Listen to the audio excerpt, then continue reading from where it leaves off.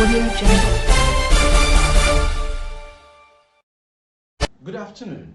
Here is the national news from VGI TV Current. I am Morire Rabila Lawal. First are the major headlines. Nigeria has about 8 million out-of-school children. FG. Your sins are unforgivable, IPOB tells Buhari. Next story, restore local refining, says NLC as FG all subsidy removal. Soldier, 24 others killed in Taraba farmer herders crisis. And on sports, Nigeria beats Azerbaijan at IHF tourney. Now the news in detail. Nigeria accounts for 12.4% of the out-of-school children in sub-Saharan Africa, says Education Minister Adamu Adamu. Mr. Adamu disclosed these on Thursday in Benin during activities to mark the Edo Government 2023 Education Week. Our education challenge is an open secret. Out of 258 million out-of-school children worldwide, an estimated 62 million are in sub-Saharan Africa. Nigeria is said to account for 12.4% of the out-of-school children in sub-Saharan Africa, he said. The minister said 2018 National Personnel Audit estimated that 10.5 million children aged 5 to 14 were not in school, adding that the figure was worsened by the increased learning poverty caused by the closure of schools and non-return of children to school following the COVID-19 pandemic. To ensure access to quality basic education for the Nigerian child, Mr. Adamu said the June 12 Presidential Declaration on the Enforcement of Free and Compulsory Basic Education for the first 9 years of schooling underscored Nigeria's commitment to achieving Universal Basic Education UBE as enshrined in UBE Act 2004.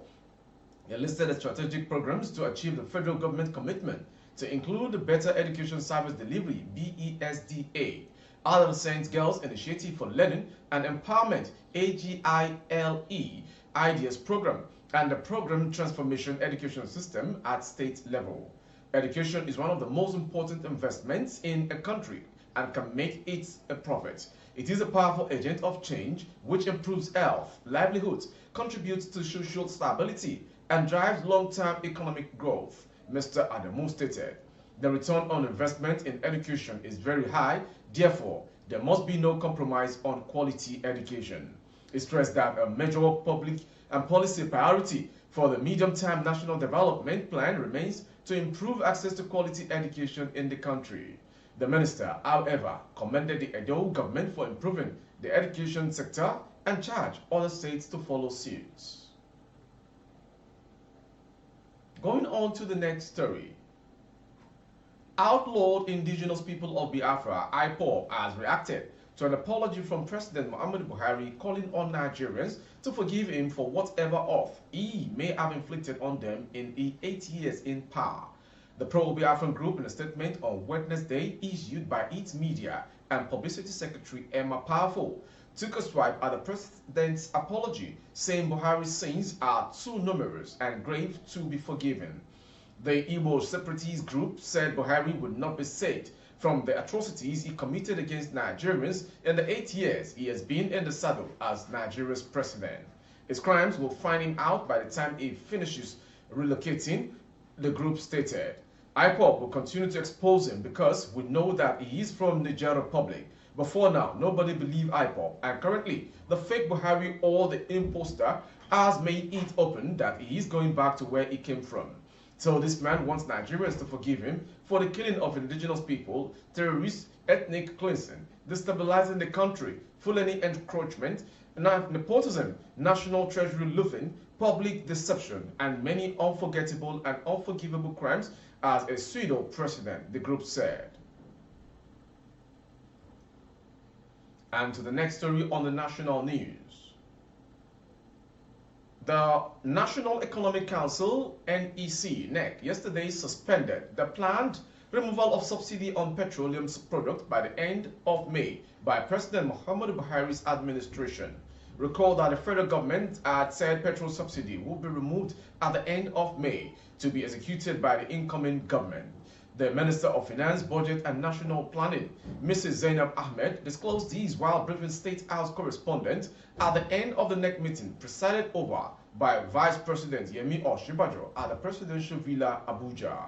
The announcement elicited positive reactions from Nigeria Labour Congress (NLC) and Trade Union Congress (TUC), who have both been opposed in the removal. While TUC described the suspension as commendable, NLC said this is the right time to decide the country's refining capacity.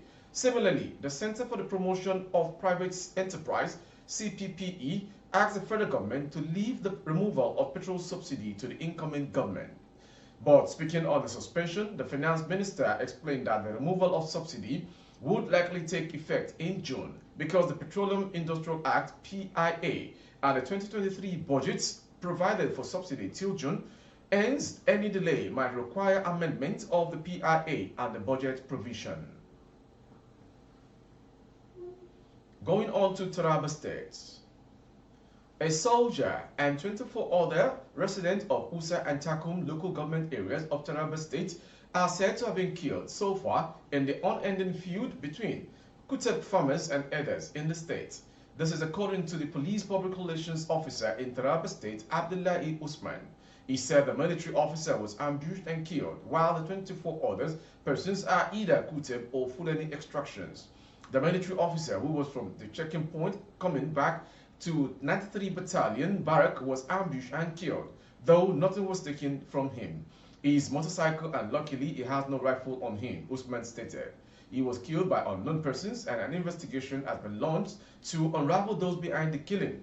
Statistically, 20 Kuteb indigents were killed, while 3 Fulani herdsmen also paid the supreme price as a result of the crisis. He insisted that at the moment, the major problem halting the return of peace in the claim by the Fulani herdsmen that their cattle are held hostage by the Kuteb farmers and the denial from the other end. The problem we are now facing is that the Fulani are claiming that their cattle are rustled and are held hostage within the Kuteb farmers' areas, while the Kuteb fear going to the farm for fear of attack from the Fulani herdsmen. To end the national news is the sports story. After suffering defeat to host Bulgaria in their opening game at the ongoing IHF Emerging Nations Champions in Bulgaria, Nigeria claimed a comfortable 35-17 victory over Azerbaijan on Thursday. The coach Solomon Yola-led team were dominant from the start and ended the first half with an 18-7 win, with the rising star of Nigerian handball, Farouk Yusuf, finishing the first half with 6 goals, 3 of which came via fast breaks, as Nigeria was simply unstoppable with an amazing display of lightning speed. The second half continued as the first half with captain Obin Naani motivating the team with fast breaks goals, 9 meters goals and defending well enough to end a comfortable 35-17 at the end of the match. Yusuf extended a superb run in the game, finishing with a 13-goal performance, taking his overall tally to 19 goals, the second largest in the group phase, which is 2 goals shy of leading goal scorer Unai Ruiz of Andorra, but Obin Naani was voted the player of the match for his leadership performance. It is Nigeria's second biggest win in the competition in 12 games after their 40-13 win over Malta in 2019. The national under-24 male handball team, who finished second in Group D behind host Bulgaria, will play Great Britain in a 5th placement match on Saturday to better their last position in the competition of 7th place. Great Britain, just like Nigeria, have played 2 matches, wherein they lost to Cuba 32-28 and then defeated Guatemala 28-17 in Group C. That ends the National News this hour from BGI TV Current. Before we go, some major headlines. Nigeria has about 8 million out-of-school children. Your sins are unforgivable, IPOB tells Buhari. Restore local refining, says NLC as FG halts subsidy removal. And to Taraba State, soldier, 24 others killed in Taraba farmers' eldest crisis. And on sport, Nigeria beat Azerbaijan at IHF tourney. For more updates on YouTube, our handle is BGI TV Current. Kindly subscribe and click on the notification bell. Select option all to access all of our broadcasts. On Facebook, Bagide Imo with Alawi Adebayo. Please like and follow the page. For advert placement of your goods and services, coverage of events and functions, please dial the phone number streaming on your screen. Thank you for watching. Jumat Mufida to all faithful Muslims all around the world. I am Morire Rabila Lawa. Good afternoon. Audio Jungle.